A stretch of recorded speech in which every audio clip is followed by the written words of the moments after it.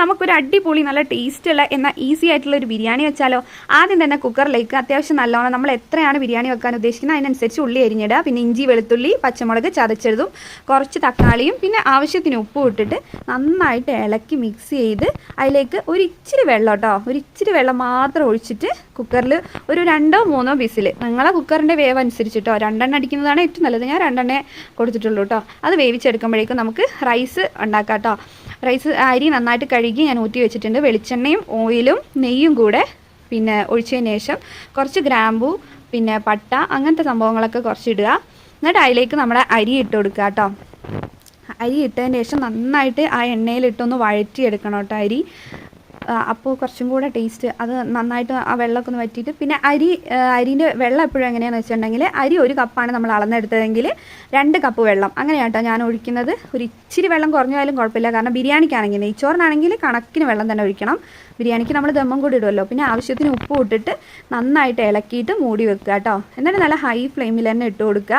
High ഫ്ലെയിമിൽ വെച്ചിട്ട് വെള്ളം വറ്റിയിട്ട് ഇതേപോലെ നമ്മുടെ മേത്തേക്ക് തെറിക്കുന്ന രീതിക്ക് കുമ്പള വന്നു കഴിഞ്ഞാൽ ഏറ്റവും ലോ ഫ്ലെയിമിൽ ഇട്ടിട്ട് മേലെ എന്തെങ്കിലും വെയിറ്റുള്ള സാധനം വെക്കുക. മൂടി വെച്ചിട്ട് വെയിറ്റുള്ള എന്തെങ്കിലും സാധനം വെച്ച് കഴിഞ്ഞാൽ ഒരു 10-20 മിനിറ്റ് കൊണ്ട് അത് റെഡിയാവും. അപ്പോഴേക്കും നമുക്ക് മസാല റെഡിയാക്കി എടുക്കാം. ആദ്യം ഓയിലോ വെളിച്ചെണ്ണയോ അങ്ങനെ എന്തെങ്കിലും ഒഴിച്ചു കൊടുക്കുക. അതൊന്ന് ചൂടായി വരുമ്പോൾ ലോ ഫ്ലെയിമിൽ ഇട്ടിട്ട് ഗരം മസാലയും മഞ്ഞൾപ്പൊടിയും കുറച്ച് കറിവേപ്പിലയും ഇട്ടിട്ട് നന്നായിട്ട് വഴറ്റി കൊടുക്കുക കേട്ടോ.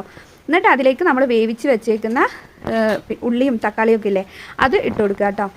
നല്ല വെന്തത് കൊണ്ട് തന്നെ അധികം വഴറ്റേണ്ട ആവശ്യമൊന്നും ഉണ്ടാവില്ല. എന്നാലും നമ്മൾ ചിക്കനും കൂടെ ഇട്ടിട്ട് വേവിക്കേണ്ടല്ലേ, അപ്പോഴേക്കും നന്നായിട്ട് എന്താ പറയുക ആ ഉള്ളിയൊക്കെ വെന്ത് നല്ല സെറ്റായിട്ടുണ്ടാവും കേട്ടോ. കുറച്ച് വിനാഗിരിയും കൂടി ഇട്ട് കൊടുത്തിട്ട് പിന്നെ മല്ലിച്ചപ്പും പുതിനയും ഇട്ട് കൊടുക്കുക. കുറച്ച് ഉപ്പ് ആവശ്യത്തിന് വേണമെങ്കിൽ നോക്കിയിട്ട് ഉപ്പ് ഇട്ട് കൊടുക്കുക കേട്ടോ. ചിക്കൻ ഇട്ടതിൻ്റെ ശേഷം ഉപ്പിട്ടാലും മതി.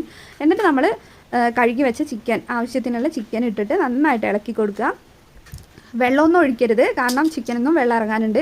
അപ്പോൾ എനിക്ക് കുറച്ചും കൂടി ഉപ്പ് ആവശ്യമുള്ളതുകൊണ്ട് മസാല വേവിക്കുമ്പോൾ നമ്മൾ ഉപ്പിട്ടതാണ്, അതുകൊണ്ട് ആവശ്യമുണ്ടെങ്കിൽ മാത്രം ഉപ്പിടുക കേട്ടോ. എന്നിട്ട് മൂടി വെച്ച് നന്നായിട്ട് അത് വേവിക്കുക. അപ്പോഴേക്കും നമ്മുടെ റൈസ് ഇവിടെ സെറ്റായി വന്നിട്ടുണ്ട് കേട്ടോ. നല്ല അടിപൊളി ഒട്ടാത്ത നല്ല വേറെ കിടക്കുന്ന റൈസ് റെഡി ആയിട്ടുണ്ട്. അപ്പോഴേക്കും മസാലയും റെഡിയായി. മസാലയിൽ കുറച്ച് വെള്ളം വേണം കേട്ടോ. ചിക്കൻ വെന്തിനോന്ന് മാത്രം നോക്കിയാൽ മതി, വെള്ളം വറ്റേണ്ട ആവശ്യമില്ല കേട്ടോ. അപ്പോൾ ചിക്കനൊക്കെ നന്നായിട്ട് വെന്തിട്ടുണ്ട്. വെള്ളം ഒഴിച്ചില്ലെങ്കിൽ തന്നെ ചിക്കൻ പെട്ടെന്ന് റെഡി ആവും കേട്ടോ.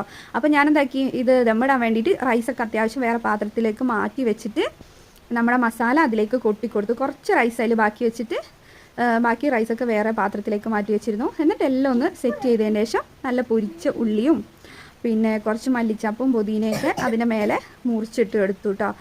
ഒരു ഡെക്കറേഷന് വേണ്ടിയിട്ട്. ഇതൊക്കെ ഓപ്ഷണലാണ്, വേണ്ടവർക്ക് ചെയ്യാം വേണ്ടാത്തവർക്ക് ചെയ്യേണ്ട കേട്ടോ. എന്നിട്ട് കുറച്ച് നെയ്യും കൂടെ അതിൻ്റെ മേലെ ഞാൻ ഒഴിച്ചു കൊടുത്തു. സൂപ്പർ ടേസ്റ്റി ആയിട്ടുള്ള ബിരിയാണിയാണ്.